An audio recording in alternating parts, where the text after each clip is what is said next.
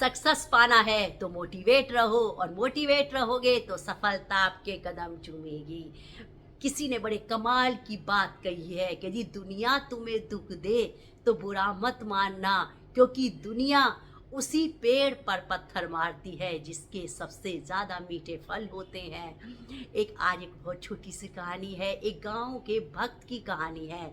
वो अपने भाई कर्म किया करता था, अपने बच्चों का पालन पोषण किया करता था, बहुत ही गरीब आदमी था। लेकिन सब पूछते थे कि भाई क्या हाल है, कैसे हो, तो कहते सब अच्छा है, सब ठाकुर जी अच्छा करेंगे। उनको ठाकुर जी पे इतना बहुत विश्वास था कि ठाकुर जी करेंगे। उनकी भाई जो बेटी थी वो बड़ी हो गई, उसकी शादी के लिए उन्हें पैसा चाहिए था, तो वो पैसे के लिए जो गांव के जो साहूकार होते हैं उनके पास में पैसा लेने के लिए चले गए, और वहाँ से पैसा वो ले आए उधार, और कर्ज ले लिया। उसके बाद में उन्होंने अपनी बेटी की शादी कर दी, बड़ी धूमधाम से करी बेटी की शादी। और विवाह संपन्न होने के बाद में 1-2 साल बाद में जब उसके बेटे बड़े हो गए, कमाना शुरू कर दिया, तो उनके पास धन एकत्रित हो गया। तो उस धन को लेकर वो साहूकार के पास में गए कि देखो भाई ये धन है, जो मेरा कर्जा था उसको तुम इसे ले लो। और तब उसने सारा कर्जा बता दिया, साहूकार ने कर्जा ले लिया और पर्चे पे लिख दिया कि मैंने कर्जा माफ़ किया, अब नहीं है कुछ भी बाकी है। तो तभी उसने कहा कि पढ़ लो। साहूकार ने कहा उस किसान से कि तुम पढ़ लो। तो किसान ने कहा मैं तो अनपढ़ हूँ, मुझे नहीं आता पढ़ना।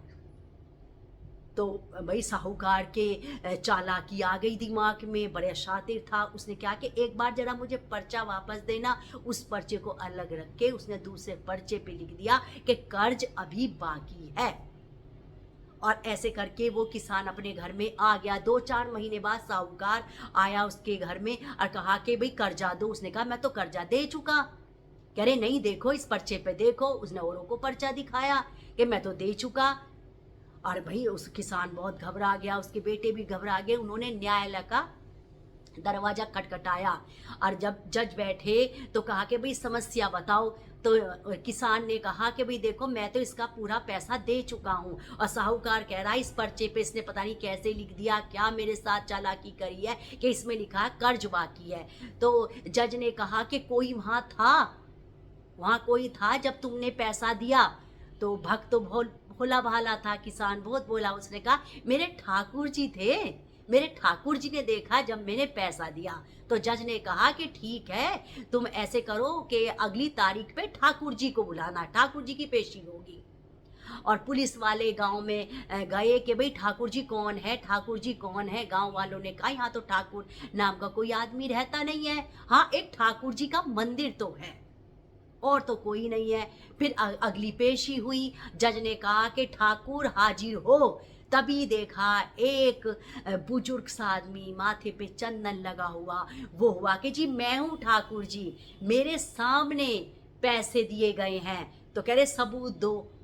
तो ठाकुर जी ने कहा कि साहूकार को यहीं रखो, और इनके जो कमरे में, तीसरे कमरे में जो तीसरी अलमारी है ना, उसमें 22 नंबर की फाइल में एक पर्ची लगी हुई है, उसे लेके आओ। तो भाई पुलिस गई, वहां से लेके आई, वाकई वहां पर्ची मिली थी। वो पहली पर्ची थी कि कर्ज पूरा है, मतलब अब कोई कर्ज बाकी नहीं है, ये साबित हो चुका। तो भैया बहुत हैरानी हुई, किसान को बहुत हैरानी हुई, जज को बहुत हैरानी हुई कि ऐसे कैसे पता ठाकुर जी को।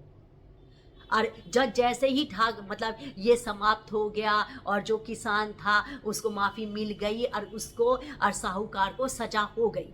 इसके बाद में जज बाहर मिलने आए ठाकुर जी से, तो ठाकुर जी कहीं नजर नहीं आए। पूछा ठाकुर जी कौन है, कह रहे ठाकुर जी का तो मंदिर है।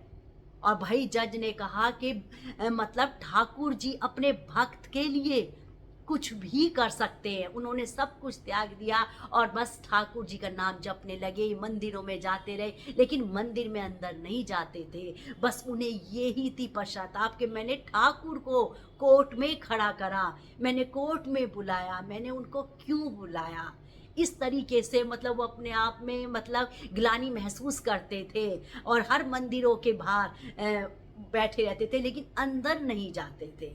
यदि आपको विश्वास है प्रभु पर, तो वो आपकी समस्या, कठिनाइयाँ पे ज़रूर आएँगे और आपका समाधान करेंगे। लेकिन एक बार विश्वास करके तो देखो।